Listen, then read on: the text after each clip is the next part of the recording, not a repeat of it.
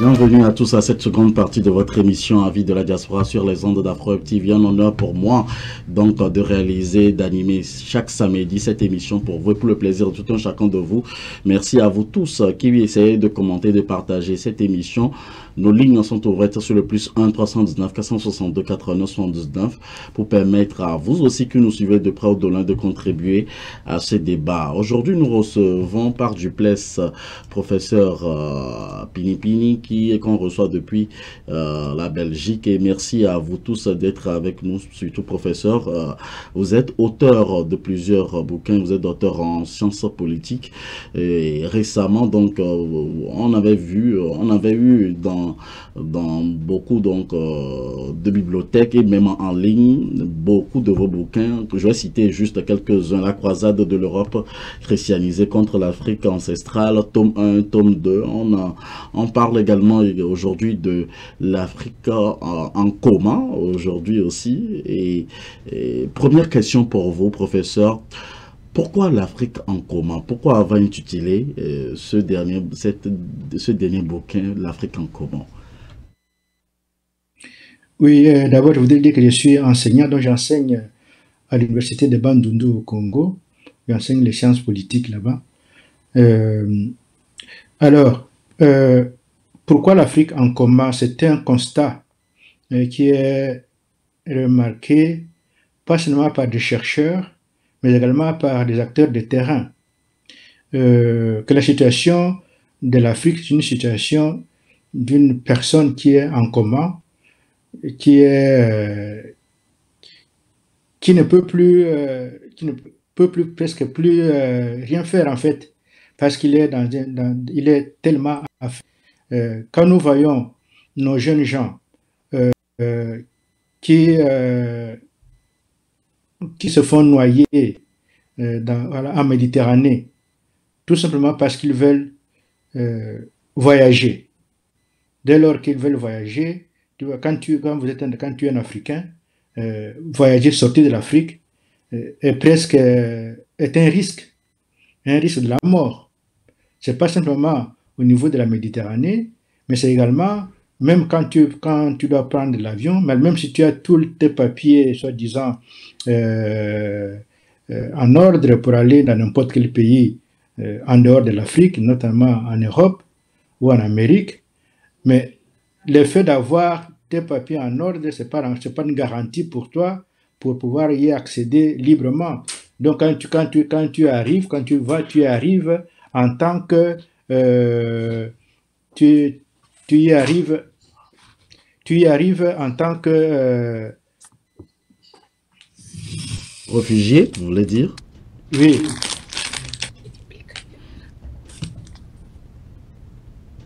Tu y arrives en tant tu es homme libre, tu es un homme libre, mais quand tu y arrives, tu es accueilli parfois comme un prisonnier. Beaucoup de nos jeunes gens qui arrivent là-bas, ils sont mis en prison immédiatement, alors qu'ils sont pas de l'Afrique. Comme hommes libres, ils sont des hommes libres comme tous les autres, mais dès l'instant que tu arrives en Europe, en réalité, donc tu peux être mis en prison. Cela veut dire que même pendant que tu crois être un homme libre en Afrique, aux yeux de ces gens, aux yeux de beaucoup d'autorités de cette puissance-là, tu es un prisonnier. Ce qui fait que les Africains sont en réalité des prisonniers partout où ils sont. On peut les arrêter à n'importe quel moment, on peut les mettre en prison n'importe où. Donc c'est ça c'est ça que je veux dire par rapport à ce constat-là, que le constat est que l'Afrique est en commun. L'Afrique ne vit pas. L'Afrique est presque arrêtée de vie. La vie en Afrique, elle est arrêtée. Et cela, c'est un constat qui vient à partir depuis le 15e siècle jusqu'à aujourd'hui. C'est un constat que beaucoup de gens ont fait. Il y a la maman Kimpa Vita, que beaucoup d'Africains connaissent, qui est une femme congolaise, qui déjà au XVIIIe siècle avait tiré la sonnette d'alarme pour dire on devait faire attention, sinon nous n'allions plus exister. Et cette maman a été brûlée vive en Bazaboma, en Baza Congo, par des missionnaires italiens et portugais. Et après, il y a eu d'autres qui ont aussi tiré la sonnette d'alarme. Moi, j'ai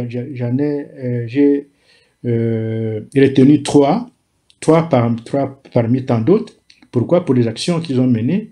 Donc, il y a Marcus Garvey, que beaucoup de jeunes connaissent, qui est un Jamaïcain, mais qui a mené une action d'envergure aux États-Unis d'Amérique, parce qu'il avait compris que si on voulait libérer les Noirs du joug de l'Europe christianisée, du joug de la chrétienté européenne, c'est aux États-Unis qu'il fallait se tourner, c'est là qu'il fallait les rassembler pour qu'ils puissent former une véritable force contre ces oppresseurs des Noirs qui sont l'Europe christianisée ou la chrétienté européenne. Donc, et il est allé là-bas. Il a effectivement réussi à rassembler tous les Noirs. C'était au début du siècle dernier. Il a sillonné presque tous les États-Unis, et il est arrivé à créer une véritable force noire, si on peut dire, contre ces oppresseurs-là. Et avec le mouvement UNIA, enfin, que beaucoup de gens connaissent. Donc ça c'était Marcus Garvey. Et puis il y a eu aussi, à la même époque, au Congo, Simon Kimbangu. Simon Kimbangu qui avait vu la même chose, et il avait dit que si les Noirs ne se réunissent pas, ça sera, ils vont aussi être éliminés, exterminés. Et il a réuni les Noirs du Congo, mais également ceux du Congo français, comme on dit dans les temps, et de l'Angola portugais, pour qu'ils puissent former, ce dont nous parlons aujourd'hui d'ailleurs, qu'on a parlé de la première partie de la fédération, il disait qu'ils devaient se réunir pour faire face à la machine de guerre européenne qui s'était installée en Afrique et qui broyait tout. Il avait créé le mouvement Kintoadi également pour donner aux Africains leur liberté. Le troisième que j'ai analysé, c'est Godfrey Nzamuzo. Godfrey Nzamuzo, il est nigérian. Il vit aujourd'hui au Bénin.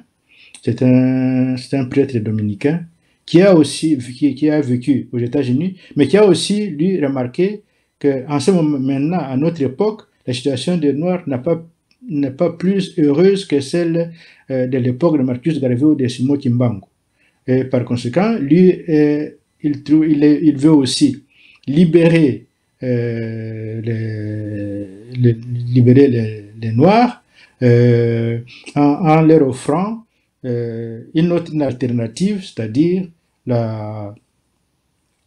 ce qu'il appelle lui les villes rurales vertes, faire des jeunes agriculteurs en faire des entrepreneurs pour qu'ils puissent non seulement transformer leur production, mais également la commercialiser afin d'améliorer leurs conditions de vie, de telle façon que si les conditions de vie sont vraiment améliorées, c'est-à-dire si les enfants peuvent bien étudier, si la famille peut bien manger, si on peut bien se vêtir, on peut se déplacer et tout cela, ça veut dire donc on aura sauvé l'Afrique.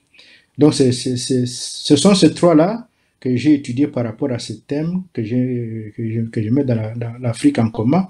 Donc il s'agit de voir quelles ont été leurs analyses de la situation de misère de la population africaine, il y a des populations africaines, c'est des populations noires, quels sont les diagnostics qu'ils ont établis et quels sont les remèdes que chacun d'entre eux a mis au point, ce que je viens de dire succinctement.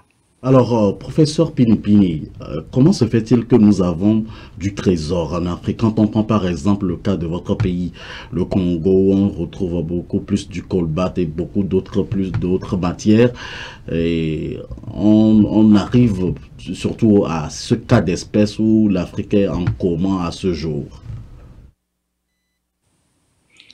Oui, c'est vrai, ça c'est la question que les jeunes posent souvent. Qu'est-ce qui s'est passé? Pourquoi est-ce que l'Afrique est dans cette situation. Voilà, il s'est passé quelque chose, je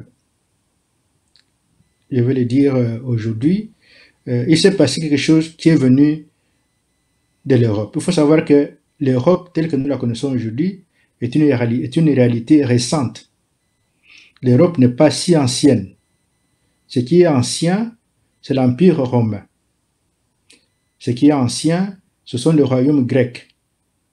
L'Empire romain n'était pas qu'européen. L'Empire romain, il s'étendait aussi bien en Afrique, une grande partie de l'Afrique faisait partie de l'Empire romain, et s'étendait également sur une bonne partie de l'Asie et de l'Europe. Donc, l'Empire romain, c'est différent de l'Europe, même si les Européens s'en sont appropriés. Mais se sont appropriés, pour moi, abusivement. Parce que les Européens d'aujourd'hui, qui se réclament de l'Empire romain, beaucoup ne l'étaient même pas d'ailleurs. Parce que toute l'Europe n'était pas dans l'Empire romain. Comme toute l'Afrique n'était pas non plus de l'Empire romain, comme toute l'Asie non plus. Il y avait une partie de l'Europe, une partie de l'Asie, une partie de l'Afrique, qui faisait partie de l'Empire romain. C'était pareil avec les différents empires grecs. C'était aussi pareil avec l'Empire égyptien, qui est vraiment les terreaux de ceux-là. Alors il s'est passé qu'à partir du IVe siècle de cette époque, quand le christianisme, qui n'est pas d'origine européenne, hein, pas souvent on croit que le christianisme c'est européen, c'est pas européen, le christianisme est venu de la Judée, mais il a pris de l'ampleur à Alexandrie et à Antioche, donc pas du tout en Europe, hein. Mais quand le christianisme a été adopté par des empereurs romains, usurpateurs, des empereurs romains qui n'étaient même pas des Romains, mais qui étaient des usurpateurs, notamment Constantin et Théodose, ce sont ceux-là qui ont fait du christianisme la religion d'État à la place de la religion traditionnelle romaine, qui était d'origine africaine. Donc c'est à partir de ce moment-là que le christianisme va prendre le dessus et va imposer son ordre à travers des violences inouïes, et notamment l'Inquisition. Donc c'est l'Inquisition qui va composer l'Europe d'aujourd'hui. L'Europe d'aujourd'hui vient de l'Inquisition. L'Inquisition, c'est quoi? L'Inquisition, c'était un régime qui s'appuyait sur ce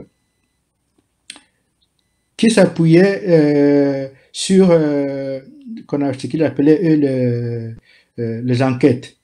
Faire des enquêtes pour savoir qui dans la communauté, qui dans les villages, qui dans la cité était pour ou contre la papauté. Ceux qui étaient contre, ce sont ceux-là que l'on tuait par le feu, qu'on appelait l'auto de feu, où on vous jetait dans le feu vivant. Donc c'était une violence inouïe. Et alors, tous ceux, quand vous étiez soupçonnés, ben vous étiez, pour que vous puissiez avouer, vous étiez soumis à des tortures inimaginables. Donc, les tortures telles qu'on les a connues pendant la traite elle-même d'ailleurs, ce sont des tortures qui viennent de l'Inquisition, tout droit. Donc l'Afrique que nous connaissons aujourd'hui, le malheur de l'Afrique, ça vient de cette Inquisition. Le pas de l'Inquisition, c'est quoi? C'est une violence aveugle, une violence pour s'imposer, pour briser toute résistance. Et donc, face à une telle violence, les gens, la population ne sait pas faire face. On le voit d'ailleurs, face à la violence de la police, face à la violence de l'armée, il n'y a aucune population qui sait faire face. Hein. Et c'est ce qui s'est passé dans l'Europe. Les Européens se sont soumis, hein, et c'est comme ça que l'Europe est devenue chrétienne. C'est une chrétienté par le feu. Alors, professeur Pini, moi je veux dire que... Allez terminer en 30 secondes. Ah, ok. Donc, juste pour dire que par rapport à votre question, d'où vient notre situation d'aujourd'hui, donc elle vient de cette violence aveugle une violence inquisitoriale qui tue l'Afrique et qui continue jusqu'aujourd'hui. Parce que la colonisation, c'est de l'inquisition. La traite, c'est de l'inquisition. L'esclavage, c'est de l'inquisition. C'est ça, nous en sommes là. Nous en sommes à cette étape-là. Vous parlez d'enquête, vous parlez de violence. Aujourd'hui, on ne peut pas faire ça, cette émission sans parler également de l'actualité camerounaise, où on voit des journalistes assassinés et aussi donc dans d'autres conditions données. Et quand par exemple un président prend la parole et fait son discours, n'en parle pas, est-ce que vous vous sentez interpellé en quelque sorte il y a une question également de mandature en Afrique, monsieur, vu qu'on sait en fait la force de la communication aujourd'hui et que ce sont les journalistes qui sont utilisés en termes d'enquête ou pour communiquer également sur les réalités du terrain, professeur Pinipini. Oui, nous sommes dans le même cadre de la violence dont je suis en train de parler ici. Parce que c'est une violence gratuite. Il s'agit de tuer pour briser la résistance. Dans le cadre de notre confrère là qui a été, parce que moi j'ai de formation journalistique aussi, notre confrère là qui a été tué, mais c'est vraiment, c'est pour briser la résistance, parce qu'il y a une résistance du peuple vis-à-vis du régime du président Biya au Cameroun. Et alors, maintenant, ce régime veut briser la résistance en tuant aveuglement. Donc, c'est comme le Ku Klux Klan aux États-Unis. Ils tuaient aussi aveuglement, là, tu continues à tuer jusqu'à présent, pour briser la résistance, pour que les gens ne résistent pas. Donc nous en sommes au même, c'est le même régime, ça n'a pas changé. Donc c'est pas parce que ce sont les Africains que les Africains appliquent ce régime inquisitorial contre leur propre peuple, mais c'est comme les Européens aussi ont appliqué le même régime inquisitorial contre leur propre peuple, parce que c'est pour avoir le pouvoir pour le pouvoir en fait. Le pouvoir des dictateurs en Afrique, c'est le pouvoir pour le pouvoir, donc le pouvoir sans autre but que de rester au pouvoir, c'est tout. C'est pas pour les biens de la population. C'est cela l'inquisition. C'est le pouvoir pour le pouvoir. Prendre le pouvoir, non pas comme le voulaient nos ancêtres, d'être au pouvoir en tant que roi pour son peuple, pour le bien de son peuple. Ici, c'est le pouvoir pour soi-même, le pouvoir pour son ventre, le pouvoir pour sa famille, le pouvoir voilà, pour son cercle d'amis. C'est juste pour des jouissances, c'est pas le pouvoir pour une population. C'est pour cela qu'il brime la population. Au lieu de protéger la population, il la brime. C'est le pouvoir inquisitorial, le pouvoir colonial. Ça n'a pas changé. Donc, les gens doivent savoir que les dictateurs chez nous, ce sont des coloniaux. Donc, c'est pas autre chose. Ce sont des coloniaux, mais à peau noire. Qu'on appelle les Mendelendombe, qu'on appelle chez nous mais sont des coloniaux à peau noire, c'est pas autre chose. Donc ici, c'est vraiment une violence aveugle pour briser la résistance et s'imposer pour que rien d'autre ne puisse arriver, sinon rester au pouvoir éternellement. Alors, quel remède apporte votre recueil Afrique en commun et quelles sont les solutions que vous proposez? Les solutions sont déjà en train d'être mises en place, notamment ce dont nous avons parlé avec la Fédération de la Guinée, du Burkina et du Mali. C'est déjà une des solutions, parce que tout seul, j'ai dit, c'est tout seul ici, dans cette situation des petits États émiettés, on ne saura rien faire. Il faudra qu'on se mette ensemble pour qu'on puisse avoir une force bien plus grande, parce que nous sommes dans un rapport de force. Quand on est en face de quelqu'un qui est fort, il faut aussi être fort soi-même. On ne peut pas aller en étant affaibli ou faiblard devant quelqu'un qui est très fort. Il ferait de vous une bouchée. Donc aujourd'hui, face à la puissance de feu de l'Europe, qui n'a pas changé, la puissance de feu de l'Europe inquisitoriale, qui aujourd'hui c'est une puissance de feu nucléaire, de feu atomique, l'Afrique doit se doter des mêmes armes. Pour cela, il faut se mettre ensemble, et c'est ce qu'on est en train de faire. Donc l'Afrique unie, c'est la condition. Nous ne pouvons pas rester dans tous ces petits États-là. Je crois que Cheikh Anta Diop l'avait déjà signifié. Si nous restons dans des petits États, nous allons connaître la situation de l'Amérique latine, et l'Afrique a connu ça. Chaque antérieur l'avait déjà prédit et l'Afrique l'a connu. Donc, nous n'avancerons jamais dans cette façon-là. Il faudra qu'on se mette ensemble. Donc, nos populations de partout en Afrique doivent faire ce qu'ont fait les populations et les peuples de Burkina, de la Guinée et du Mali, de chasser les pouvoirs inquisitoriaux qui sont en train de les brimer, pour y installer des véritables dirigeants que eux-mêmes vont choisir, fussent-ils des militaires, mais des militaires qui seront aux ordres du peuple, non pas les militaires qui sont aux ordres de l'étranger, comme le sont les dictateurs aujourd'hui, qui sont aux ordres des étrangers. Donc, voilà une des solutions, ce sera celle-là. Il y en a d'autres, je ne veux pas toutes les étaler aujourd'hui, mais je préfère que déjà celle-là, elle est importante, que nous puissions déjà mettre en place cette solution qui est aujourd'hui à notre portée, qui est à la portée de nos mains. Nous avons aujourd'hui l'occasion de mettre ces solutions-là en musique, de les mettre en place. Mettons-les en place et n'attendons pas. Et cela dépend des peuples africains aujourd'hui partout où ils se trouvent. Il y a des risques à prendre. Nos amis au Mali, au Burkina et en Guinée ont pris des risques, mais ça a donné des résultats. On ne peut pas, comme on dit, on ne peut pas faire des omelettes sans casser des œufs.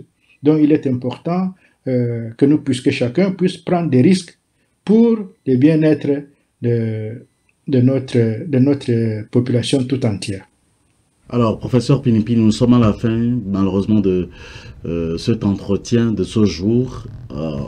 La question que quelqu'un pourrait se poser pour terminer cette émission, c'est de savoir où est-ce qu'on peut trouver les recueils écrits par professeur Pinipini et quel est votre mot de fin pour terminer en toute beauté cette émission.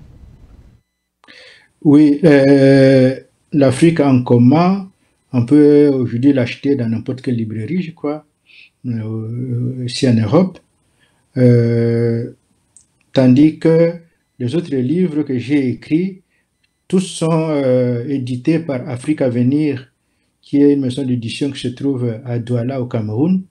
On peut commander les livres à cette maison d'édition à Douala au Cameroun. Vous pouvez chercher sur Internet la maison d'édition Afrique Avenir et commander ces livres. Sinon, si vous passez à Douala, au siège de d'Afrique Avenir, vous pouvez aussi trouver ces livres-là. Alors, mon mot de la fin, je l'adresse à l'Africain. Je sais qu'elle est impatiente par rapport à la situation de l'Afrique. Je lui demande de faire confiance en elle-même, de faire confiance en l'Afrique, de savoir de rejeter le pessimisme par rapport à l'Afrique, au contraire, d'être optimiste et de se mettre soi-même, en tant que jeune, de se mettre au travail, de ne pas attendre, là où on est, de faire ce que les autres jeunes, les jeunes de Burkina, les jeunes du Mali, les jeunes de la Guinée, ont fait, nous donnent l'exemple pour une nouvelle Afrique. L'Afrique de demain, d'ailleurs l'Afrique d'aujourd'hui et l'Afrique de demain, c'est l'Afrique des jeunes. Ça ne peut pas être autrement. Les jeunes ne peuvent pas attendre, se mettre en train d'attendre que d'autres fassent des choses, transforment l'Afrique pour eux. C'est à eux de transformer l'Afrique pour eux-mêmes et pour leurs enfants. Donc, ils ne peuvent pas attendre cela d'autres personnes. Donc, moi, je leur fais confiance et je leur demande de se faire confiance en eux-mêmes aussi, les jeunes, et de prendre le destin de l'Afrique en main, de ne plus attendre parce qu'on n'a plus le temps. Merci à tous et à chacun de vous de nous avoir suivis. Notre invité, docteur ou professeur Pinipini, merci à vous. C'est un honneur pour nous également de vous avoir reçu aujourd'hui sur la meilleure antenne de la diaspora Afro-Web TV. Quant à ce qui me concerne, on se retrouve pour d'autres émissions avec le même plaisir sur d'autres plateaux, bien sûr sur la meilleure antenne Afro-Web TV. Nos émissions sont en replay sur notre chaîne YouTube. Si vous n'êtes pas encore abonné, allez-y sur notre chaîne YouTube, abonnez-vous massivement et attendons ensemble la famille africaine ici à la diaspora. Et d'ailleurs, bonsoir et bon week-end chez vous.